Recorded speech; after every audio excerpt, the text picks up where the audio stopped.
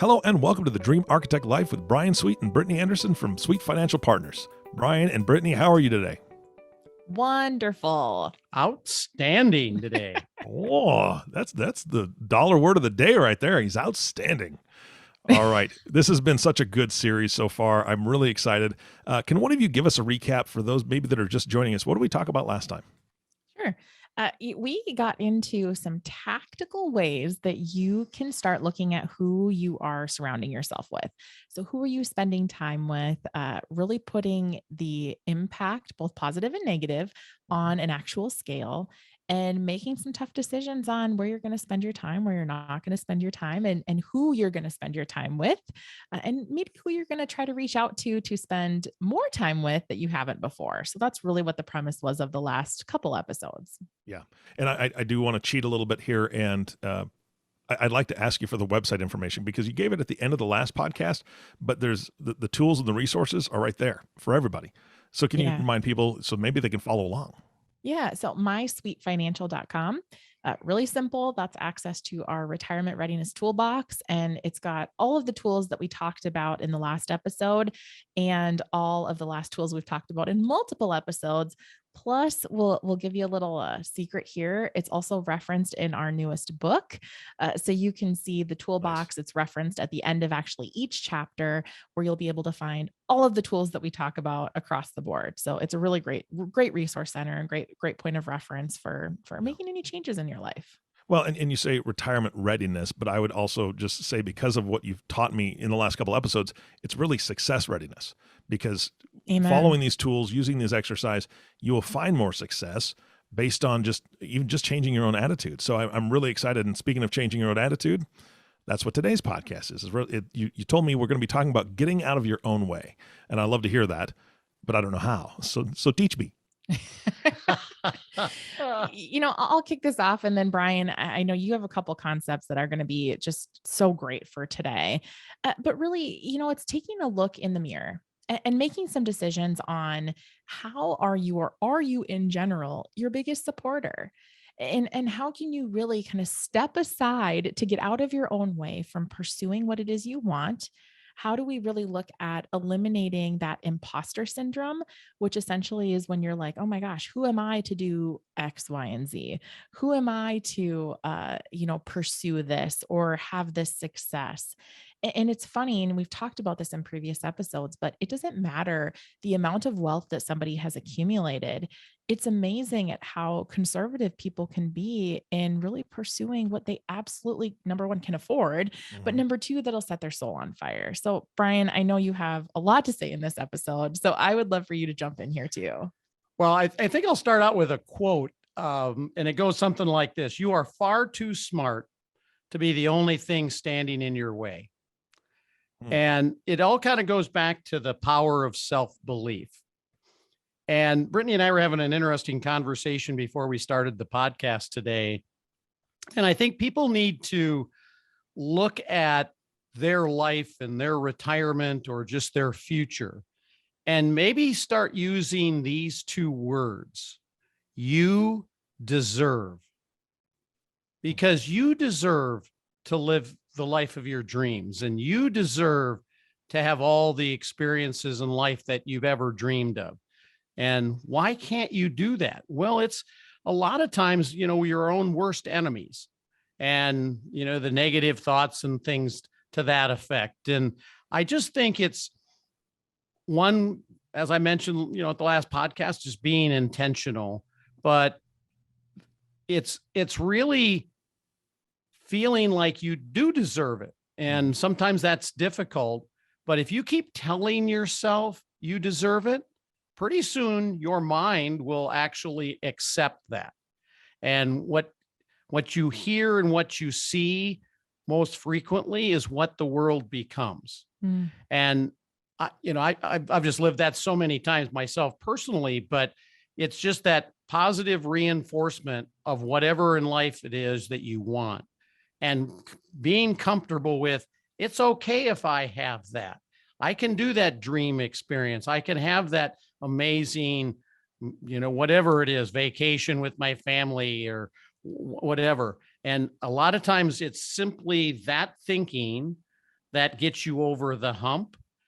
And it's just been proven time and time again. I'll throw it back to you, Brittany, because I know you've got some added comments on that, but Yeah. The word deserve.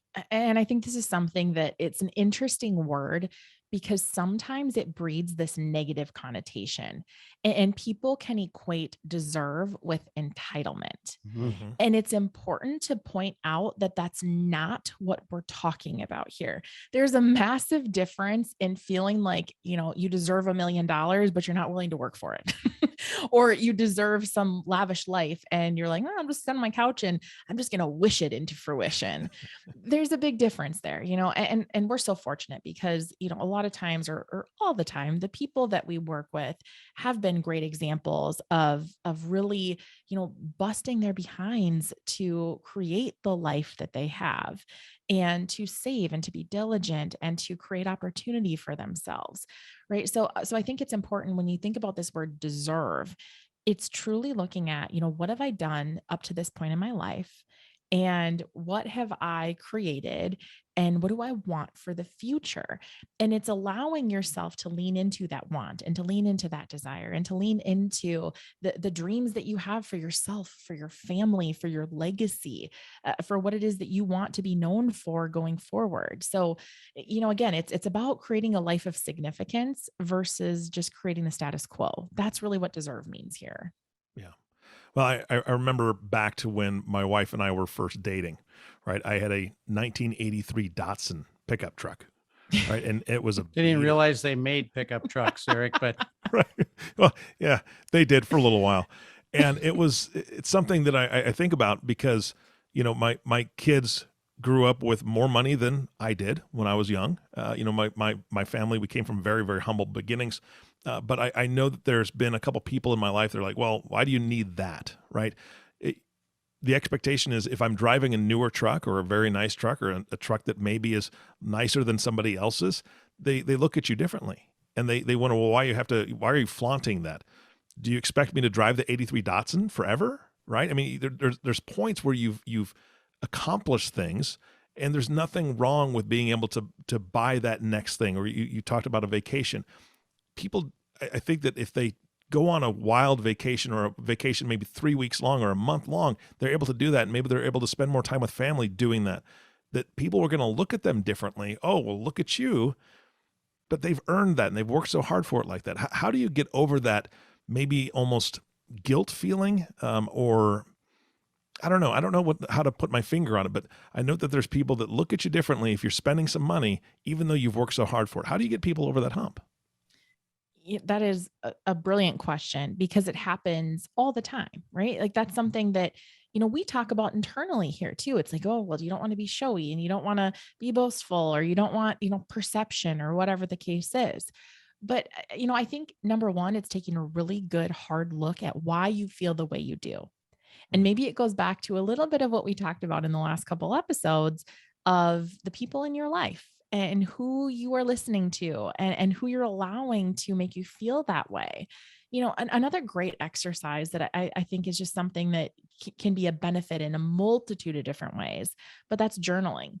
Right. Mm. So anytime you're feeling like that, where you're like, oh, I probably shouldn't pursue this, or, oh, I really shouldn't do that because of what so-and-so, whoever will think, writing down those thoughts and feelings and getting to the core, being introspective as to why you're feeling that way. What's that triggering moment for you? And this is, and I'm going to use this just because this is what we eat, sleep, and breathe every day. But that's part of the reason, like big decisions like that, that's part of the reason you have a wealth advisor. Like, let's just put this where it is. Mm-hmm. You want to have somebody that can put in black and white how that decision can impact your future. It is amazing. And I know, Bryan, you can speak to this even better than I can, but it's amazing when you put those examples in front of a person to say, this is what you've said you want. This is how it might affect your plan going forward. Sometimes people need that really clear, basically the numbers to support the decision so that they can release some of that stress, anxiety about it, that guilt, whatever that might look like.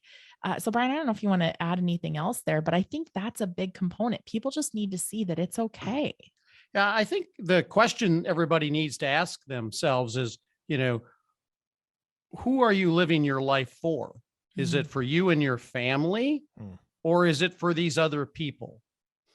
And I would think it's for yourself and your family. And to also take the point about, the people you hang around, I will tell you with 100% confidence, if you're with the right people and you go out and do something that, like I said, you probably deserve, and it's something that you value in your life, they're going to think that's amazing. And they're going to say, well, congratulations. Absolutely. I'm so happy you were able to accomplish that. The ones that are maybe jealous or whatever the case is are going to be the ones that, how come you had to do that? So once again, it's really in the people that you associate with, and the ones that really have your backside and are going to help you create the life that you want are going to be the ones that encourage that. Yeah. I think you put it so well, because it really is, who are you trying to please, right? That's what I'm hearing you say. And Yep. if it's trying to please the people that matter the most to you, and that's what your intention is, and that's where your values are, then you can't help but be successful in that, as long as you, again, can get out of your own way. So that's definitely a change in mindset. That's great. Yeah, and it's about deciding what you want, right? And again, I mean, we talk about a lot, and again, we referenced it in the last couple of podcast episodes about the people you surround yourself. But ultimately, if your relationship with yourself is not a good one, and you are faced with that negative self-talk that every single one of us has experienced, we've all done it to ourselves. I liken it to, it's the whole adage of the things that you say to yourself. Would you say it to your best friend? Would you be like, you're stupid, you're not enough, you don't deserve this, you're not, who are you to be happy? You would never say that, or at least I hope. Yeah. They won't be your best friend for long. Right, yeah, not exactly. Be your best friend anymore. Your ex-best friend. Yeah. But I would hope that you wouldn't say those things. So why on earth are we saying those things to ourselves? And why on earth are we not allowing ourselves to lean into our fullest potential and to pursue the things that we enjoy and that ignite us from the inside out? So again, it's about looking at yourself and learning to love yourself and love the things that you pursue. It's really hard to have big dreams, big goals for your future if you don't really believe in what you're doing and believe in that path that you've chosen for yourself. So I think, again, it starts with a little bit of self-love. Yeah. And I think once you kind of figure that out, it does come down to being grateful. And I think, Brittany, you and I have chatted a number of times on just some of the benefits. And I know Dr. Benjamin Hardy, that we're friends with, and, has got some great comments on that. So maybe you can allude to some of the things that happen when you are actually grateful. Yeah. So I put this right in front of me because, Bryan and I have talked a lot about Dr. Ben Hardy's material. He's brilliant. He's got his doctorate in psychology. He was at one point one of the number one writer on medium.com. If you're familiar, it's basically a blogging site with millions and millions of people that read and consume material. So Dr. Hardy, he talks about how gratitude journaling is actually scientifically proven to overcome some psychological challenges or that negative self-talk. So ways to become happier. So I actually wrote down the benefits that he lists in one of his studies. And I think it's just so brilliant. So I'm actually going to read this. It talks about how gratitude makes you happier. Gratitude strengthens your emotions. Gratitude makes you more optimistic. It helps you bounce back from challenges. It helps you relax. It makes you friendlier. It helps your marriage. I mean, all of those things combined. I mean, I look at that list and I'm like, I can't think of a single person that's like, oh my gosh, that sounds terrible. I'm not going to think about gratitude. I don't want those things. It's just not reality. So, as you look at that, and this is somebody who has spent a ton of time and energy on the topic, who eats, sleeps, and breathes this, who has seen evidence in his own life and the lives of others, that one simple practice, if for nothing else, it's going to help you make some advances in your life as it is right now. So I think that's such a great study and it's such great material. Yeah. And I think the other thing that would be helpful for most people to be more comfortable with where they're at and who they are and where they're going, And what made me think of that was we talking about Dr. Ben Hardy. He just wrote a book, The Gap versus the Gain. And the problem most people have is they've got, these are my goals down the road. And no matter if you've made them or not, you always set further ones. So there's always going to be a discrepancy between where you're at today and this ideal of where you should be either now or in the future. And really what everybody needs to do is stop and look at, well, where am I now today relative to where I was in the past? And you will find that you've made amazing progress that you haven't given yourself any credit for. And when you look at that, all of a sudden the vantage point becomes very different. And now you go, well, I have actually done a lot. I'd like to do more, but I am actually way ahead of where I was. And that little shift in mindset, and everybody, if anybody in the listening audience has ever felt that, this book is awesome on helping you get over that. But it's a huge thing of really any, anybody that's had any success has always been in that gap at one time. And my picture used to be in the dictionary for that years ago. I've kind of gotten over that now, and I think they've replaced me with somebody else. Thank goodness. But it's such a great concept if you just really think about it, because everybody has something that they've gained in and are now much better off than they were, and they just haven't given themselves credit yet. Yeah. Now, I mean, you're talking about reflecting on where you were and where you are now, but you're not saying not to set goals, because I know you very well. So when you're setting goals, how do you do it in such a way that it doesn't feel like you're not accomplishing, or you haven't accomplished what you want to accomplish? Because the goals those are things you want to accomplish, and that can bring about those feelings of I haven't done that yet. But as long as you're on your way, I mean, how do you measure that? I will absolutely jump in on this one, because I think that's such a great question. And so many people, I think, have great intentions and have big things they want for their future, but they don't necessarily know how to pursue it in a methodical way. And there's this term that keeps flashing in my head, and it's manifesting. So there is a major cultural shift, I guess you could say, on this topic of manifesting. And people believe that, if I just think it and believe it, it's going to come true. Now, I think there's some merit to that, because you have, again, I won't go down the rabbit hole here, but in your brain, you have this reticular activating system that looks for evidence of what you put in front of it. So it's the whole adage of, you decide you're going to get a black SUV with silver chrome trim, whatever. All of a sudden you're seeing them everywhere, and you're like, wow, I have great taste because everybody has that. And now I want it too. And what a great thing. And no, that's not true. The same amount existed before, your attention just wasn't on it. So there is a component and an element of manifesting that is true. But the big part that people tend to miss is the action you need to take. So you can want and wish and pursue in your mind all of these great things, but if you're not willing to take those bite-sized steps towards it, then it's kind of all for nothing. And the odds of it happening is similar to winning the lottery, right? Yeah. So when you think about tangible goal setting and you think about creating traction for yourself, that's where this whole visioning exercise. So thinking about what you want, thinking about the things that you want to bring to life, that you want to bring to fruition, and then backing up and saying, okay, what can I do in the next 90 days to get me closer to this?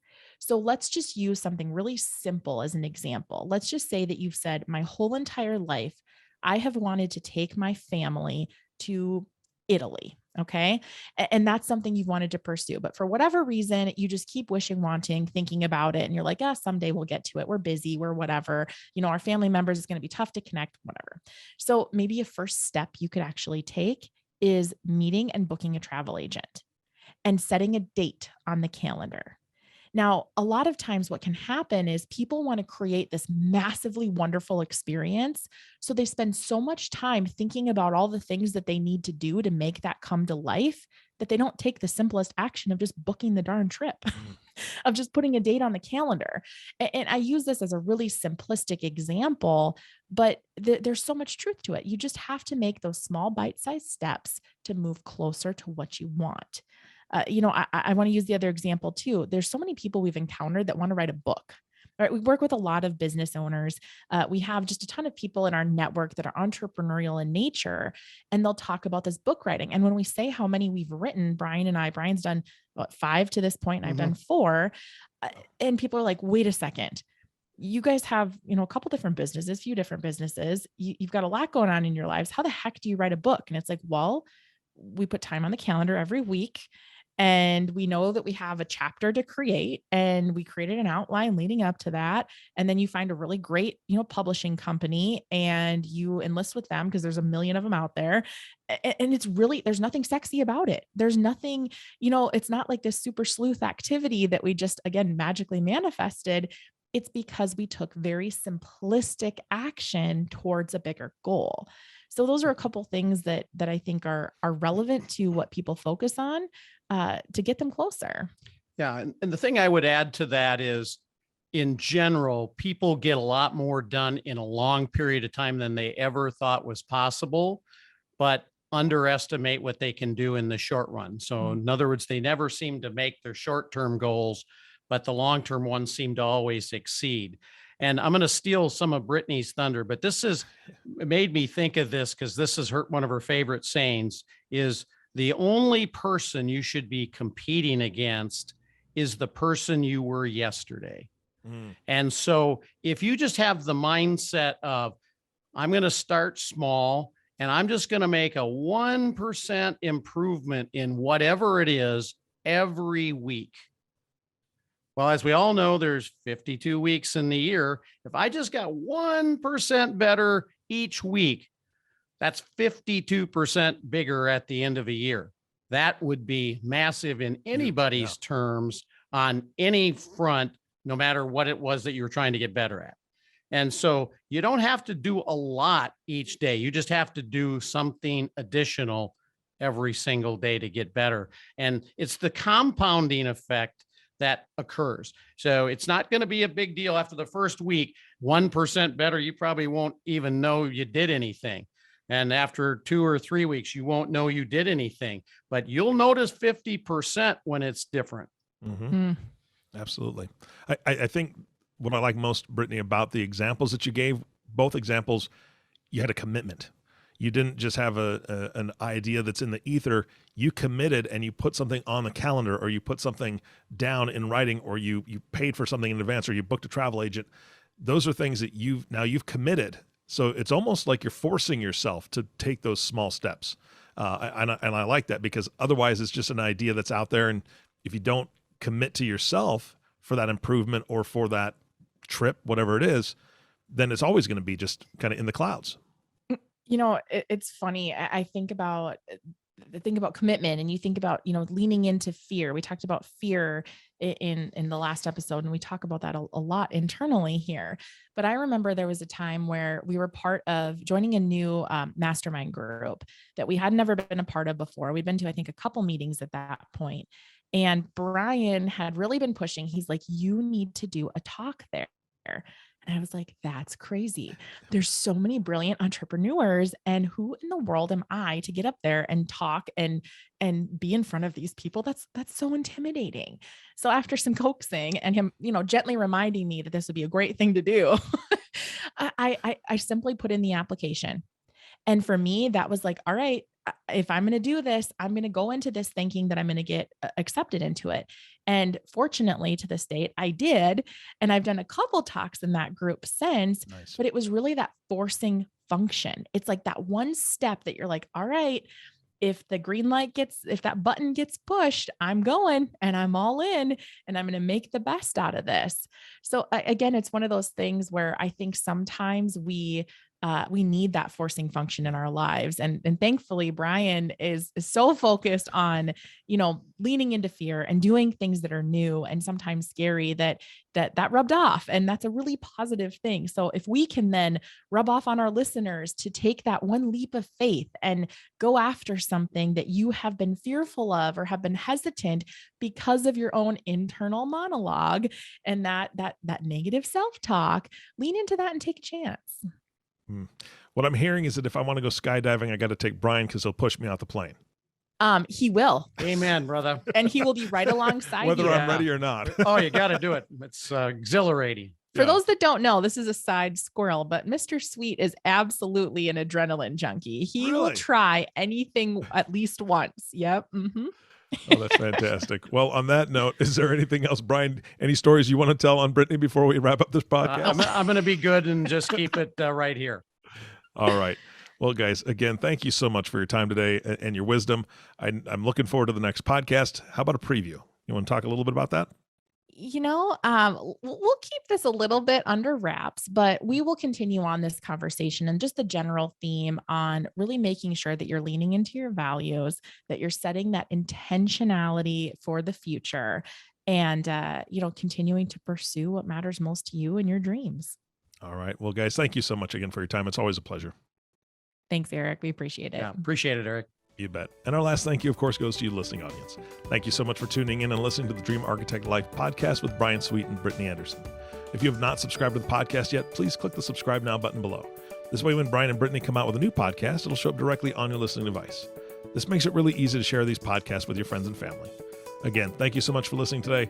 For everyone at Sweet Financial Partners, this is Eric Johnson reminding you that possibility comes to those who create it. And we'll see you next time.